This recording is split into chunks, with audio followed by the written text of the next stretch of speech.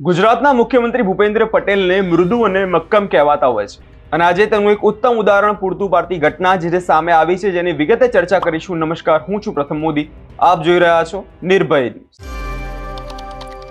જામનગરમાં 24 નવેમ્બરના રોજ જામનગરના ટાઉન હોલ ખાતે મુખ્યમંત્રીનો સરકારી કાર્યક્રમ હતો. તેના આગલા દિવસે એટલે કે આજે 23 નવેમ્બરે એ સ્થળે લગ્ન રાખેલ હતા. દીકરીના લગ્ન હોવાથી સુરક્ષા અને બંદોબસ્તને કારણે લગ્ન વિધિમાં અવરોધ ઊભો થવાની ચિંતા પરિવારને સતાવી રહી હતી. પણ તે સમયે મુખ્યમંત્રી ભૂપેન્દ્ર પટેલે લગ્ન સ્થળને અવરોધ ઊભો ના થાય તે માટે તાત્કાલિક કાર્યક્રમનું સ્થળ જે છે બદલી નાખ્યું.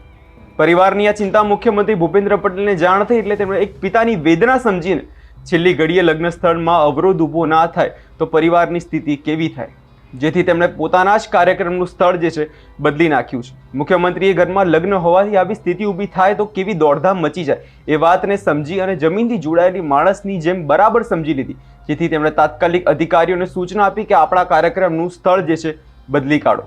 મુખ્યમંત્રીએ કહ્યું કે દીકરીના પરિવારની ચિંતા એ આપણી ચિંતા છે અને કાર્યક્રમનું સ્થળ જ બદલી નાખ્યું. માત્ર એટલું જ નહીં, દીકરીના પિતા જોડે ફોન ઉપર વાત કરી છે. પહેલા તે સાંભળી લઈએ. હેલો. હા, મેં કોઈ તમારા મેરેજ હતા, અમારે ત્યાં આ લોકો પ્રોગ્રામ કરવાનું કહેતા હતા, પણ અમે ના પાડી છે કે ભાઈ એવું નહીં કરો તમે. મેરેજ હોય એટલે બધાની આપની મુશ્કેલી હું સમજી શકું. મેં કોઈ બીજો હોલ મળે તો તમારો એટલે તમારા સમયે તમારે કરજો જ ત્યાં. અમે અહીંયાથી ના પાડી દીધી છે. ના ચોક્કસ સાહેબ, થેન્ક યુ સર, આટલું તમે આભાર.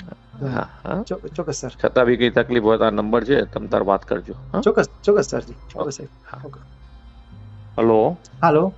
હા, મેં કોઈ તમારા મેરેજ હતા, અમારે ત્યાં આ લોકો પ્રોગ્રામ કરવાનું કહેતા હતા, પણ અમે ના પાડી છે કે ભાઈ એવું નહીં કરો તમે. મેરેજ હોય એટલે બધાની આપની મુશ્કેલી હું સમજી શકું. મેં કોઈ બીજો હોલ મળે તો તમારો એટલે તમારા સમયે તમારે કરજો જ ત્યાં.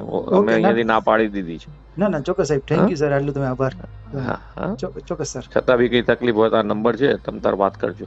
ચોક્કસ સરજી, ચોક્કસ સાહેબ. હેલો. હા, મેં કોઈ તમારા મેરેજ હતા, અમારે ત્યાં આ લોકો પ્રોગ્રામ કરવાનું કહેતા હતા, પણ અમે ના પાડી છે કે ભાઈ એવું નહીં કરો તમે. મેરેજ હોય એટલે બધાની આપની મુશ્કેલી હું સમજી શકું. મેં કોઈ બીજો હોલ મળે તો તમારો એટલે તમારા સમયે તમારે કરજો જ ત્યાં. અમે અહીંયાથી ના પાડી દીધી છે. ના ચોક્કસ સાહેબ, થેન્ક યુ સર, આટલું તમે આભાર. ચોક્કસ સર. છતાં બી કઈ તકલીફ હોય તો આ નંબર છે, તમે તાર વાત કરજો. ચોક્કસ સરજી, ચોક્કસ સાહેબ. આ ઘટનાને લઈ તમારો શું અભિપ્રાય છે તે કમેન્ટ બોક્સમાં જરૂરથી આપજો અને અમારી ચેનલ નિર્ભય ન્યૂઝને લાઇક, શેર અને સબસ્ક્રાઇબ કરવાનું ભૂલશો નહીં.